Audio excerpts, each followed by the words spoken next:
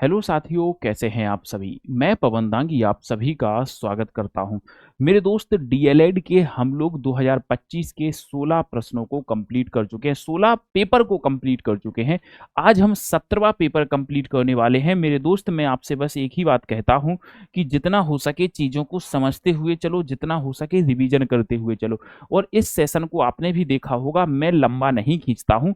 बहुत ही कम समय में मैं आपको प्रयास करता हूँ कि ये चीज़ें करा दूँ ताकि आप बहुत अच्छा स्कोर कर सकें। मेरे दोस्त, 2025 की ये जो श्रृंखला मैंने शुरू की है, इसमें एक दो पेपर और बचे हैं। 17 18 19 पेपर हैं, मैंने पूरे करा दिए हैं। आप सबको शेयर करके इन्फॉर्म जरूर कर देना कि 2025 के पीवाईक्यू की जो सीरीज थी वो खत्म होने वाली है। इस प्लेलिस्ट को आप चैनल पे जाके देख सकते हैं। सीधा हम क्वेश्चन पे चलते हैं। क्वेश्चन नंबर 1 लिखा हुआ है मेरे दोस्त, क्या लिखा हुआ है चलिएगा। क्वेश्चन नंबर 1 लिखा हुआ है लोने लोने वे चने, घने चने क्या बने बने इठलाते हैं, होले होले गोले होली गागा घुंघरू पर ताल बजाते हैं। तो यहाँ पर जो चने हैं वो इठलाने का काम कर रहे हैं और ताल बजाने का काम कर रहे हैं। तो इंसानों का काम कौन कर रहे हैं? चने कर रहे हैं। और इंसानों का काम जब प्रकृति करे तो वो मानवी कर। देखो, लोने लोने बे चने, घने चने क्या बने बने इठलाते हैं। चने इठला रहे हैं और इठलाने का काम किसका है? इंसानों का। तो इंसानों का काम प्रकृति, इसका मतलब है मेरे भाई क्या हो जाएगा? मानवीकरण अलंकार।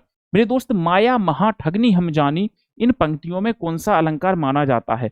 माया महा ठगनी हम जानी, त्रिगुण देखो भैया, क्या नहीं होगा? यमक अलंकार तो बिल्कुल भी नहीं होगा, क्योंकि इसकी ट्रिक कहती है एक शब्द दो बार होना चाहिए। अनुप्रास अलंकार लगा सकते थे। उपमा अलंकार की ट्रिक होती है सासी के समान नहीं होगा। श्लेष अलंकार होता है माया महा ठगनी हम जानी, त्रिगुण फांस लिए कर डोले, बोले मधुर बानी। कुछ उदाहरणों को डायरेक्ट लिख लो। सीता की छोटी बहन रीता कल आई थी, रेखांकित में कौन सा पदबंध है? इसमें कौन सा पदबंध माना जाता है? मेरे दोस्त, इस प्रश्न का उत्तर कीजिएगा। इसमें कौन सा पदबंध माना जाता है? तो मैंने बताया था इसकी ट्रिक होती है कि जहां पर ये अंडरलाइन हमारी खत्म हो, जहां पर ये अंडरलाइन खत्म हो वहां देखो क्या लिखा है? रीता। और रीता शब्द क्या है मेरे भाई? एक संज्ञा शब्द है। रीता शब्द क्या है मेरे भाई? एक संज्ञा शब्द है। तो इसलिए ये क्या हो जाएगा? संज्ञा पदबंध हो जाएगा। चौथे प्रश्न पर चरर मरर खुल गए अरर, इन पंक्तियों में कौन सा अलंकार माना जाता है? मेरे भाई, उत्प्रेक्ष अलंकार तब होता है जब ट्रिक लगे जनु जानो जनहु मनु मानो मनहु। यमक अलंकार तब होता है जब एक शब्द रिपीट हो। मेरे भाई, फोटोकॉपी हो रही है, चार रा रा, तो इस प्रकार से फोटोकॉपी हो रही है, तो अनुप्रास अलंकार मेरे दोस्त देखने को मिल जाएगा। अगला प्रश्न, परीक्षाएं समाप्त होते ही हम आगरा गए, वाक्य का संयुक्त रूप क्या होगा?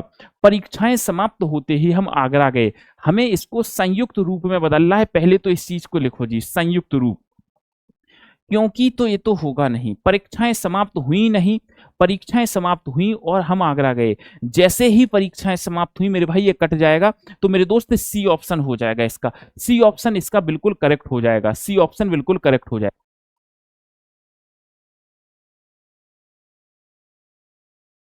ठीक है जी, तो इसका क्या हो जाएगा? सी ऑप्शन बिल्कुल सही हो जाएगा। परीक्षाएं समाप्त हुई और हम आगरा चले गए। अगले प्रश्न पर आते हैं। छंद से संबंधित गणों की संख्या कितनी मानी जाती है? गणों की संख्या कितनी होती है मेरे दोस्त? छंद में गणों की संख्या 8 मानी जाती है। और इसको याद करने का जो फॉर्मूला होता है वो होता है यमाता राजभान सलगा, यगण मगण तगण रगण जगण भगण नगण सगण। तो 8 गण माने जाते हैं। 7वें प्रश्न पर, छत्र प्रकाश प्रबंध काव्य के रचनाकार कौन है? ये प्रश्न आपके 2025 में आए हुए हैं मेरे दोस्त, इसीलिए मैं शाम 7 बजे डेली करा रहा हूं टॉपिक वाइज रिवीजन, ताकि आप टॉपिक वाइज रिवीजन कर सके। तो चलते हैं जी, सेशन शुरू करते हैं। छत्र प्रकाश प्रबंध काव्य के जो रचनाकार हैं वो लाल कवि को माना जाता है। अगले प्रश्न पर चलते हैं। वह नृत्य देख रहा है, इसमें कौन सा वाक्य का भेद है बताइएगा? वह नृत्य देख रहा है, इसमें कौन सा वाक्य का भेद माना जाता है? तो अगर मैं देखूं वह नृत्य देख रहा है, अगर मैं यहां लिख दूं सीता नृत्य देख रही है, तो कर्ता बदलने पर क्रिया बदल रही है, इसलिए कर्तवाच्य होता है। आपको सिखाया है जब कर्ता बदले और ऑटोमेटिक क्रिया बदल जाए तो कर्तवाच्य होता है। इनमें से कौन सा वाक्य अशुद्ध माना जाता है? दिए गए विकल्पों में से कौन सा? इसके बाद क्या होगा? मेरे पास केवल एक घड़ी है, तुम सबसे सुंदर हो। सर ये पैतृक गलत लिखा हुआ है। पैतृक कैसे लिखा जाता है? आपको शाम 7 बजे मैंने वर्तनी की जब वो कराई थी ना, वाक्य शुद्धि को करने की चीजें सिखाई थी और शुद्ध वर्तनी सिखाई थी, तो मैंने बताया था पैतृक कैसे लिखा जाता है। उसे कोई पैतृक संपत्ति नहीं मिली, तो डी ऑप्शन इसका बिल्कुल सही हो जाएगा 9वें प्रश्न का। 10वें प्रश्न पर चलते हैं। जय जय जय गिरिराज किशोरी, जय महेश मुख चंद्र चकोरी। मेरे दोस्त रूपक अलंकार आपका बहुत फेमस अलंकारों में से एक माना जाता है, तो यहां पर फिलहाल जो सही आंसर है वो रूपक अलंकार हो जाएगा। मानवीकरण जैसी कोई चीज नहीं दिख रही और अतिशयोक्ति जैसी कोई चीज नहीं दिख रही कि बातों को बढ़ा चढ़ा के किया जा रहा है। 12वां प्रश्न चलते हैं। 11वां प्रश्न, नीरव का संधि विच्छेद क्या माना जाता है? दिए गए विकल्पों में से नीरव का, तो सबसे पहले तो प्लस ट्रिक लगी तो डी ऑप्शन चला गया।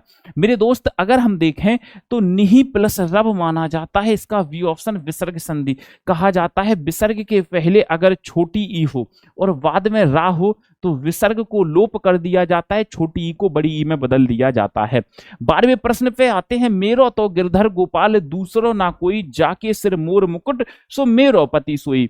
मीराबाई जी ने भगवान श्री कृष्ण को अपने पति के रूप में स्वीकार करने की बात करी है, तो प्रेम की बात यहां पर श्रृंगार रस हो जाएगा। श्रृंगार 2 प्रकार का होता है, संयोग और वियोग। 13वें प्रश्न पर चलते हैं। बोलने वाला व्यक्ति या लिखने वाला व्यक्ति?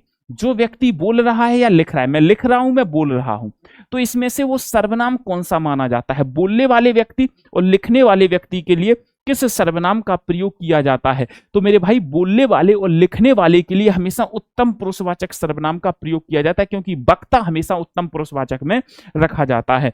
14 क्वेश्चन। चिर जीवो जोरी जुरे क्यों ना स्नेह गंभीर, को घटिए ब्रस भानुजा वे हल धर के वीर। इन पंक्तियों में कौन सी शब्द शक्ति है? तो सबसे पहले तो आपको देखना है कि यहां पर श्लेष अलंकार है। कौन सा अलंकार है? श्लेष अलंकार है। आपको देखना है कि जब श्लेष अलंकार हो तो वहां पर व्यंजना शब्द शक्ति होती है। अब व्यंजना में भी कौन सी होती है? तो जब श्लेष अलंकार हो तो शाब्दी व्यंजना होती है, नोट कर लेना। व्यंजना शक्ति 2 प्रकार की होती है, शाब्दी और आर्थी, तो इसको शाब्दी व्यंजना से हम लोग कनेक्ट करेंगे। अगला प्रश्न, विशेषण की विशेषता बताने वाले शब्दों को क्या कहा जाता है?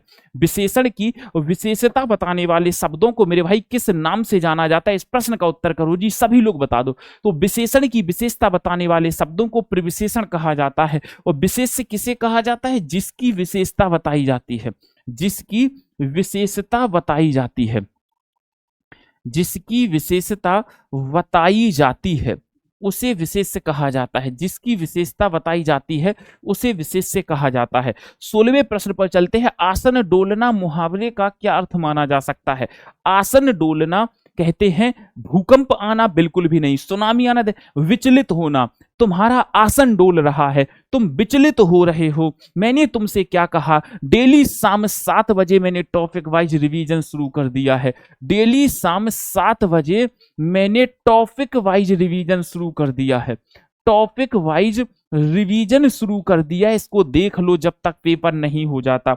अगला प्रश्न, सामासिक शब्दों के संबंधों को स्पष्ट करना। देखो वाक्य में 2 पद होते हैं, सामासिक शब्द और या सामासिक पद, और एक और होता है। तो सामासिक जब शब्द है या पद है उसके संबंध को हमें स्पष्ट करना है कि इसमें कौन सा समास है, तो उसके लिए हमें समास का विग्रह करना पड़ता है। तो मेरे भाई स्पष्ट करना समास विग्रह कहा जाता है, ए ऑप्शन। अगले प्रश्न पर, देव जो महान है यह किस समास का उदाहरण हो सकता है? देव जो महान है यह किस समास का उदाहरण हो सकता है? मेरे भाई देव जो महान है, तो महान देव मेरे भाई तो ये क्वालिटी है, कर्मधारय समास हो जाएगा। ये पहले से क्या है? विग्रह है। हम बहुब्रीहि समास में जब विग्रह करते हैं तो विग्रह के साथ साथ हमें ऋण अर्थ भी बताना होता है। विग्रह के साथ साथ ऋण अर्थ भी बताना होता है। ऋण अर्थ भी मेरे भाई बताना होता है। तो इसमें ऋण अर्थ तो बताया नहीं गया, और जब ऋण अर्थ नहीं बताया गया तो हम कह सकते हैं कि बहुब्रीहि समास तो नहीं होगा, क्योंकि बहुब्रीहि समास होता तो शिवजी लिखा होता यहां पर। ठीक है, तो कर्मधारय समास की ट्रिक है जो, रहीमन पानी राखिए बिन पानी सब सून, पानी गए ना उबरे मोती मानुष चून। तो मेरे दोस्त इन पंक्तियों में कौन सा छंद है? दोहा में 24 मात्राएं होती हैं, सवैया में मेरे भाई 26, 22 से लेके 26 वर्ण होते हैं। चौपाई में 16 मात्राएं होती हैं। काकली मैंने कभी नहीं पढ़ाया, तो एक बार मात्राएं गिनो। 1 2 3 4 5 6 7 8 9 10 11 12 13, 13 मात्राएं। ठीक है, 1 2 3 4 5 6 7 8 9 10 11, 13 और 11 के गैप पर 24 मात्राएं हो रही हैं। 13 और 11 मात्राएं मिलकर ही 24 मात्राएं हो रही हैं, और 24 मात्राएं हैं तो दोहा माना जाएगा। अगले प्रश्न पर चलते हैं जी। चलो जी, विद्यार्थी जी की प्रारंभिक शिक्षा किस स्थान पर हुई थी? विद्यार्थी जी की प्रारंभिक शिक्षा किस स्थान पर हुई थी? तो इनके पिता ग्वालियर राज्य में अध्यापक अथा विद्यार्थी जी की प्रारंभिक शिक्षा ग्वालियर राज्य में मुंगावली नामक स्थान पर, मुंगावली नामक स्थान पर हुई थी। कहां पर हुई थी? मुंगावली नामक स्थान पर हुई थी। अगले प्रश्न पर, जैसे ही बिजली गई वैसे ही टीवी बंद हो गया, इस वाक्य को संयुक्त वाक्य में बदलना है। इस वाक्य को संयुक्त वाक्य में बदलना है। चलो जी, जैसे ही बिजली गई ये तो गलत है सर, जैसे ही ये भी गलत है। अब हमने देखा जैसे ही बिजली गई वैसे ही टीवी बंद हो गया। जैसे बिजली गई टीवी बंद हो गया, बिजली जाते ही टीवी बंद हो गया, ये वन लाइनर वाक्य है। ये कैसा वाक्य है? वन लाइनर वाक्य है। और वन लाइनर वाक्य क्या होता है? सरल वाक्य होता है, एक लाइन में। मेरे भाई संयुक्त वाक्य में वाक्य जुड़ा होना चाहिए। आपको बताया था ना, संयुक्त वाक्य में वाक्य जुड़ा हुआ होना चाहिए। बिजली गई और टीवी बंद हो गया, इसने दिखा दिया, अपूर्ण जो हमारा अल्प विराम है, इसने दिखा दिया कि यहां हम कुछ टाइम के लिए रुके हैं, मतलब वाक्य यहां से जुड़ा हुआ है। 22वें प्रश्न पर, रति रति शोभा सब रति के शरीर की, इन पंक्तियों में कौन सा अलंकार माना जाता है? रति रति शोभा सब रति के शरीर की, रति रति मतलब होता है थोड़ी थोड़ी शोभा, थोड़ी थोड़ी, रत्ती रत्ती भर भी शोभा है। कहते हैं इतनी इतनी सी भी, जिसकी बिल्कुल एक एक बहुत अच्छी चीज है, तो थोड़ी थोड़ी सी भी शोभा है, वो रति के शरीर की, मतलब कामदेव की पत्नी की। तो इस रति का अर्थ अलग है, इस रति का अर्थ अलग है। एक शब्द बार बार आए, रति मतलब होता है रत्ती रत्ती, थोड़ी थोड़ी। मैंने कहा थोड़ी थोड़ी भी जो शोभा है हर एक अंग की, वो रति की है, मतलब कामदेव की जो पत्नी है। तो एक शब्द के अनेक अर्थ निकले तो यमक अलंकार होता है। राम के समान शंभु, शंभु के समान राम, इन पंक्तियों में कौन सा अलंकार माना जाता है? राम के समान शंभु, शंभु के समान राम, तो यहां पर तुलना हो रही है, और जहां पर तुलना होती है वहां पर मेरे भाई उपमा अलंकार माना जाता है। कौन सा अलंकार? उपमा अलंकार। उपमा अलंकार के 4 हमारे अंग होते हैं, उपमेय, उपमान, साधारण धर्म, वाचक शब्द, और उपमा अलंकार के 3 उपभेद होते हैं। कई विद्वान 2 भी मानते हैं, पूर्णोपमा, लुप्तोपमा और मालोपमा। 24वें प्रश्न पर चलते हैं। सलमा घर जाती है, यह वाक्य कैसा वाक्य है? सलमा घर जाती है, यह वाक्य कैसा वाक्य माना जाता है? जल्दी से बताओ जी। सलमा घर जाती है, मेरे भाई इसमें कौन सा वाक्य माना जाता है? जल्दी से देखो जी, फटाफट से देखो। तो सलमा घर जाती है, आज्ञा नहीं, निषेध नहीं, सरल वाक्य हो जाएगा, सरल वाक्य हो जाएगा। अगले प्रश्न पर, दुबला पतला लड़का को जब हमने दारा सिंह कहा, लड़का क्या है? दुबला पतला है, और उसे हमने कह दिया, सपोज करो जॉन सीना। दुबले पतले लड़के को देखकर तुमने कह दिया ये जॉन सीना है, तो तुम उसका मजाक उड़ा रहे हो कि नहीं उड़ा रहे हो? और जब उसका मजाक उड़ा रहे हो तो व्यंजना शब्द शक्ति होती है। कौन सी शब्द शक्ति होती है? व्यंजना। मेरे दोस्त, मैं डेली अभी शाम 7 बजे अपने चैनल पर ही, इसी पर शाम 7 बजे से क्या ले रहा हूं? टॉपिक वाइज रिवीजन करा रहा हूं आप सभी का, टॉपिक वाइज रिवीजन करा रहा हूं आप सभी का, जाकर के देख लेना। तो मेरे दोस्त सभी लोगों को जुड़ना है। और हिंदी स्पेशल का मेरे दोस्त बैच आ चुका है, ये लाइव बैच तो आपको मिलेगा ही, इसमें मेरी डेली क्लास होगी, ये रिकॉर्डेड बैच नहीं है। तीसरा जो बैच आया है ये लाइव है, मगर मैं इसमें आपको एक बेनिफिट और दे रहा हूं। जो भी तीसरा बैच लेगा उसको मेरा पहला और दूसरा जो हिंदी स्पेशल का बैच है, पहला और दूसरा जो बैच है वो आपको फ्री मिलेगा। पहला और दूसरा बैच है वो आपको फ्री मिलेगा, मगर इसकी शर्त है पहले 500 छात्रों के लिए 299 रुपए फीस है, इसके बाद 399। तो 299 में आप जुड़ जाइएगा। और अगर किताब चाहते हैं तो फ्लिपकार्ट से मिल जाएगी, और पीडीएफ चाहते हैं तो हिंदी बाय पवन सर टेलीग्राम है, इसको स्कैन करके ज्वाइन कर लो, यहां पर आपको पीडीएफ मिल जाएगी। तो मेरे दोस्त आज के इस सेशन को हम यहीं पर विराम देंगे, फिर मुलाकात होगी आपसे नेक्स्ट।